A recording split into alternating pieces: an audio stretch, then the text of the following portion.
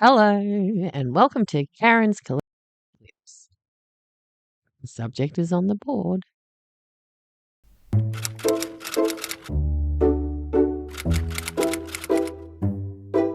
Oh hi! Today we're going to learn about straight culture. Firstly, why does straight mean heterosexual? It started as mid-20th century slang among the gays, stemming from the phrase to go straight, as in straight and narrow. G.W. Henry popularised the term in his 1941 book, Sex Variance, a study of homosexual patterns. He used the term to describe men who identified as ex-gays. As you know, it's now a colloquial term for heterosexual people. And that's it. And now, let's talk about the invention of heterosexuality. I don't mean sexual reproduction or men and women getting together, I mean as an identity. The 1901 Dorland's Medical Dictionary defined heterosexuality as an abnormal or perverted appetite towards the opposite sex. Ooh. 2 decades later, in 1923, Merriam-Webster's dictionary similarly defined it as morbid sexual passion for one of the opposite sex.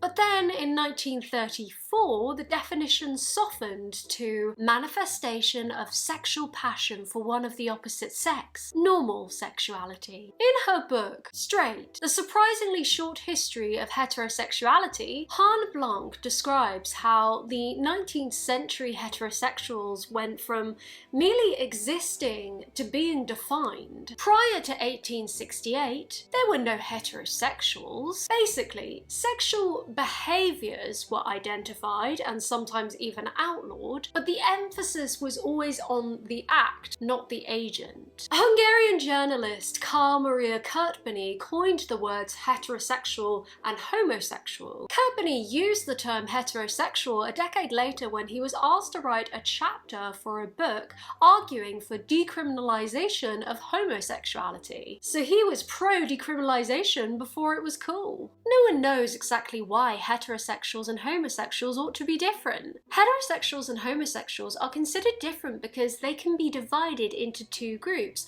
on the basis of the belief that they can be divided into two groups. So the idea of sexuality as an identity is fairly new.